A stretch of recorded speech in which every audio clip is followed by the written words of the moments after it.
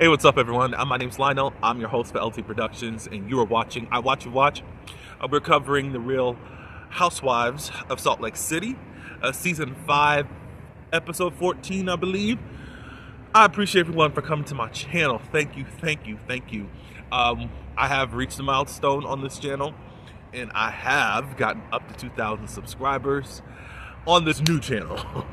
I appreciate you all. I appreciate and I've said this, I appreciate every like, I appreciate every share, I appreciate every comment, I appreciate every subscription, everything that you do to show me that you do support me. Thank you.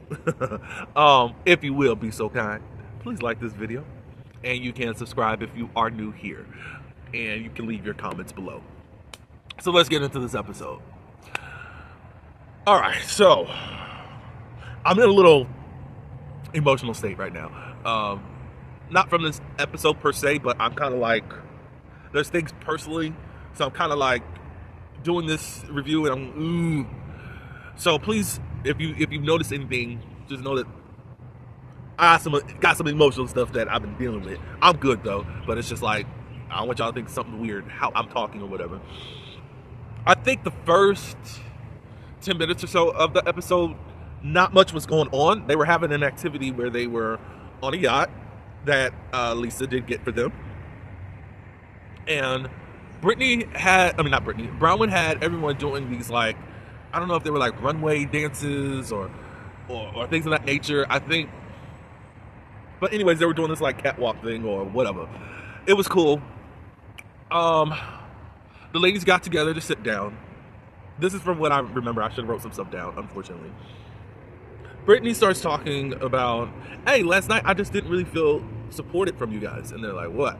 Well, when I announced that I finally spoke to one of my children, you all didn't really acknowledge me. So they play the clip from last night, and we hear Meredith, who's right behind her, saying, that's really good, or to that nature, like she was acknowledging. I don't know about the rest. I'm not saying it's right that they did it. I can't even say it's wrong how they may have seen it. Brittany, you come into this group and you've been doing it since what, episode 2 or 3, where you need to, I have an announcement, look at me, look at me, look at me, look at me, and 99% of the time it's about a man. Like, it's interesting to me because for me it's a turn off to see a woman so invested in men, and then as you have preached so many times, like, I've just let these men come into my life and I've lost relationships to my daughters because of this. Probably the way that you came in and presented, nobody really wanted to take you seriously. Brown did ask, so are you really announcing that you had a breakthrough with your daughter, or you were just what was the words? Were you just wanting to be, what was the words?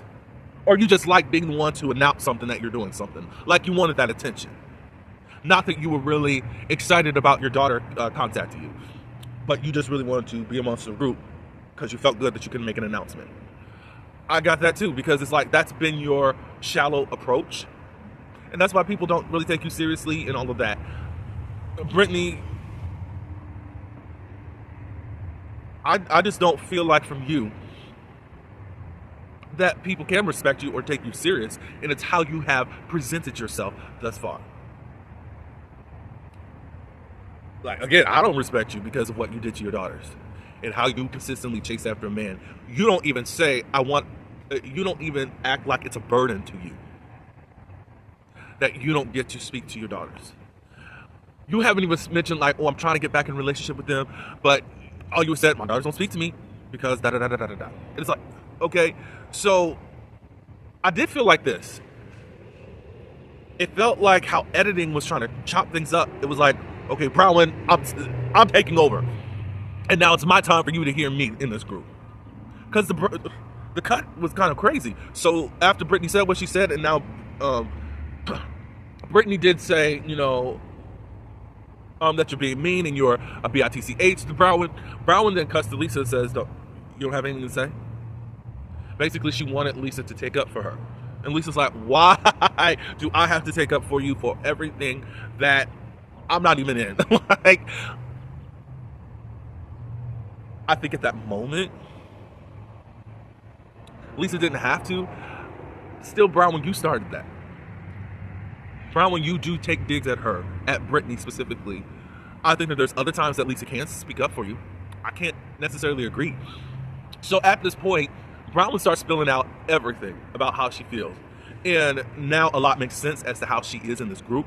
She's overcompensating, and she is overly defending herself because of her own insecurities and how she's have been. And I think things at least, probably earlier than that, she's felt devalued and had to overcompensate for people since she got pregnant back in college. And she was in the black church, or the black community, we would call that church hurt. And you feel it not just from your church community, but you feel it from also your parents. She goes into depth a whole lot more about her relationship with Todd. As we saw from the previews, if you did see it, Brown says, look, we've dealt with infidelity. And I had to be that wife to just, not so much infidelity, but the wife that had to just take a bunch of stuff. And I always have to be the not overachiever, but the over supportive person, while I reduce myself to fit myself into this marriage that we got going on. But she does talk about that Todd had been cheating on her. And a lot of y'all be like, in the comments, why would Todd be cheating? I mean, Todd, she said that, of what Todd explained is that he's a businessman and he's looking for the next conquest in business, and it flows over into his personal life. So Brown wasn't enough for him, and he's going out to try to score the next thing for himself. How Brown found out, which is crazy. Gwen was asking Todd something. She was over his shoulder, and she's seen him texting another woman. Gwen told Brown, and then Brown confronted Todd about it. From that point, that's when he explained how it hadn't been enough for him to just be married to her. He ended up giving her a ring of 5-carat diamonds, and it was 5 promises that he possibly should have said when he first said, I do. Even though it's still in the back of her, she said there's something always lies in the back of her throat, because Todd does leave and go to where he needs to go for 5 days a week. I think I already said 5 days a week. That she doesn't know if he's cheating, and you never know. I just want to know. I would like to get the correlation now as to why she greets him at the airport in all those costumes. Then I don't understand that totally right now. Brown, when you did come into this group, kind of like, I don't want to say you had the perfect marriage, because how she was feeling mad at the circle, because it's like, you guys don't even want to know me past the surface. For some reason, I've had to defend myself through a lot. Y'all call me Two-Faced, and the list goes on. And I'm so much more than what y'all try to make me out to be. You just think I'm just married to this wealthy guy and everything is okay. Lisa was attesting to that. Heather was the one who has been public enemy number one to Brown, to actually say, hey, look, she was there to pour back into her. She said, I identify with that. That's how I was in my marriage. I took the back seat. I just put up and shut up. And I have to say this, that's how things are done in a patriarchy. I can't even say the word. System. And a lot of that is within the church realm, especially pointed at women to put up and shut up. It's your job to ride or die. But Heather felt like she did not have a voice, and she just put up with whatever. He ended up divorcing her and all that good stuff. I think Winnie had something to say, and Angie had something to say. we find out that it seemed like Lisa and Meredith were defending Todd. Like, it was in the space of, what did you do to make him do this, or to how to be this way? No, I think that Brown conformed in order to be in this relationship. Like, oh, and Heather also just said, look, instead of the things that you think that make you weak and all that, no, you're a strong woman. You are tough. You got pregnant and you raised your child on your own, for the most part. You know, she, of course, got Todd later on, but you survived all of that. You survived your family just denying you because you got pregnant, because you had sex, big wow, before marriage. So you got to really pat yourself on the back for a lot of things for yourself, Brown. I heard Meredith, you said, you know, that's not my total experience, but as far as my relationship with Seth, we were separated, we were contemplating divorce, and then we came back together, and we had to reconfigure what our relationship was like after that, because she also said, you know, Todd may not be able to give you more than what he has thus far, and she said so far, you know, and there's just things that you need to into him and let your voice be heard at how to you want your relationship with him. You got to make some new demands on him. There's got to be new boundaries set, even with the ring that he got you. Because a lot of people like to compensate by when they do somebody dirty by buying jewelry to distract you from what they've actually done. Not saying that's what Todd did, but hey. Then a lot of the ladies got up and they hugged her. Brittany even asked, you know, can I hug you? And Brown let her hug you. What the craziest thing is that Lisa was coming to hug her. She said, oh, you're so relatable. You mean after all these years, Lisa, now Brown is relatable? She's even telling you about her daughter, and now she's relatable. What? Ma'am, what? Anyways, there's talk later on back at the villas. They did eat their tacos and all that good stuff, but then Whitney, Angie, and Brown, they talked. Brown felt some type of way because Brown wants this type of approval and valuation from Lisa. And I think that she wants to take her relationship serious. I just think you need to size up where Lisa is and keep her there, in my opinion, Brown, because y'all seeking this approval over this woman, and she's only going to give you surface, as Whitney was saying. She also feels like, well, they were probably, her and Meredith were taking up for you because they've either dealt with cheating, like they've been the cheater, or at least there's been rumors of it. It's been like, ooh, let's not talk about that. Don't go there. Don't try to accuse him of that. Da da da da da. Because if you heard when Lisa was getting into the van, she already said, oh, Todd's not going to like this when this airs. Now, Brown was on What Would Happen, what happens live last night, and Todd was there. I still got to watch the episode because I really want to see his responses, but he did show up to support. Because I was like, ooh, because Todd just seems like some things he does not want to be shown on camera, but sir, this is still reality TV. I know you're of an older generation and all of that, but stuff has got to be discussed. I gotta really see his responses, but he did show up for Brown, and I'm sure Brown had to tell him what she said.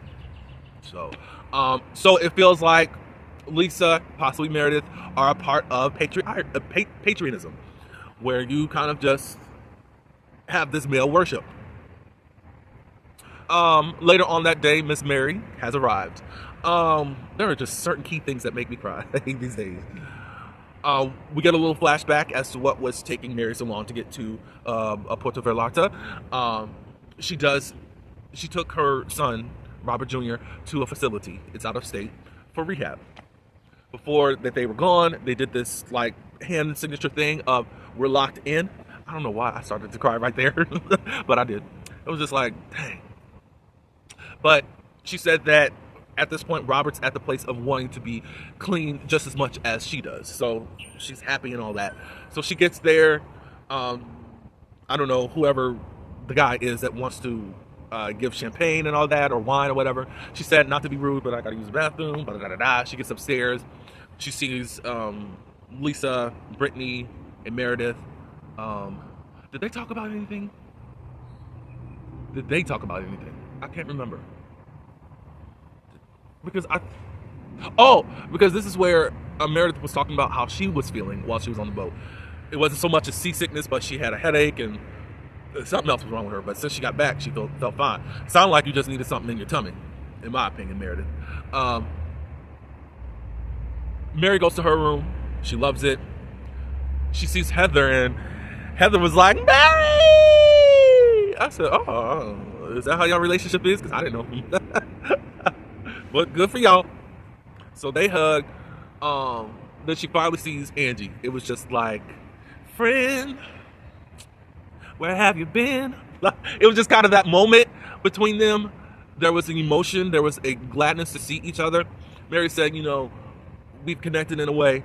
Even though she knows what's going on, we don't have to keep talking about what happened. But she just knows what's going on. And she knows I got her back and she got my back. They just have connected. Thank you, Angie, for showing up in that way. And now I'm ready to cry again. But you've allowed this lady who has had to have been on guard with these ladies to be comfortable enough to open up. And how she treats the other folk, that's how she gonna treat the other folk. But now Mary's heart has been pierced open to be open to this group and being a part of Salt Lake City franchise in a way that was been totally different. And thank you, Angie. So dinner is another mess, but hey, that's cool. I don't even know how things got kicked off. I know that Whitney was talking to Lisa about the breakdown of their relationship, but she just felt like Lisa's just kind of been the shallow type of person. And Lisa shot back with, no, you've done a lot of things. You are an effing lying, bitch, Brittany brought up to Meredith, like, are you okay? Because I heard that you were crying. I heard you were crying. And she said, I'm okay. And that Bronwyn said, when it got to her, because it started going around the group, that you were crying and throwing up. So Brittany told Heather. Heather told Angie. Angie told Bronwyn. I think probably Whitney was around too. I don't know, whatever. Meredith says that she was not throwing up. Everybody was like, how was you able to hear all that? But anyways, Meredith says that, she's over the emotional part, but it was about the slut shaming. Meredith, I think, and I love you, but that was a big bold-faced lie. I don't think it had anything to do about the slut shaming. I think that you are holding back a lot from this group, and possibly you have your reasons. And I'm okay with I guess okay with the reasons, but whatever. But, ma'am, I mean, most folk, and I can even say that you haven't really shown up this season, and I'm not saying that you got to be vulnerable with these people, but to say the slut shaming is what's keeping you up at night crying, no. So then I think Angie was like, well, I thought that we were moving past this and all this, Meredith says, I don't really want to talk about it, I'm really past this, Lisa was like, well, I think Meredith should talk about this, and Angie was like, why are you getting in the middle of all this? And Lisa was like, in so many words, you're bucking up against me, you feeling tough and all that. I said, that's the part, that right there, Lisa, you do want people to be subjective to you, or submitted to you. You really want this backing order underneath you. So Angie and Lisa, they were going at it. Bronwyn did chime in, and she said, it did feel like you and Meredith were defending Todd when I just needed your support, and Lisa said, I did support you, blah, blah, blah, blah, blah. That's when Whitney was talking about the whole surface thing. So Angie chimes in with Bronwyn saying, Bronwyn, you really shared a lot. And I actually know way more about you than I know about Lisa. At that point, Lisa was just totally done. And she broke down. And she was like, I'm effing leaving. Oh, it was also like this Vita tequila commercial. Infomercial, if you want to call it that. It felt like that because she was, look, do what you need to do to support your tequila. I heard it don't taste good, but hey. Whatever. That's not my problem. I'm not going to taste it anyways. But it was still a good episode. I just think the first 10 minutes, it was just whatever. Thank you for sharing, Bronwyn, and I understand you a whole lot more. And it does, and I did say it before, it does connect as to how you've been behaving in this group. I want you to be secure in yourself and stop trying to please other people. And just Be you. Be you, lady. Be you. That's all I do have. Let me know in the comments what you guys think. There's a lot more videos coming up. Bravo is going on vacation, on break for the holidays. I think Married to Medicine does play. I do also review some independent work, meaning web series. There's 2 that I'm currently reviewing every Tuesday and Wednesday. I'm backed up on one, but one is called Bondage, and another one is called Tough Love Atlanta. One series is on YouTube, and another is on their own website platform. But check that out. Just look through some of my other playlists that I do have. And Carlos King's productions are still going to go on during the holidays, as far as I know. And that's that on that. But hopefully you guys have a great weekend.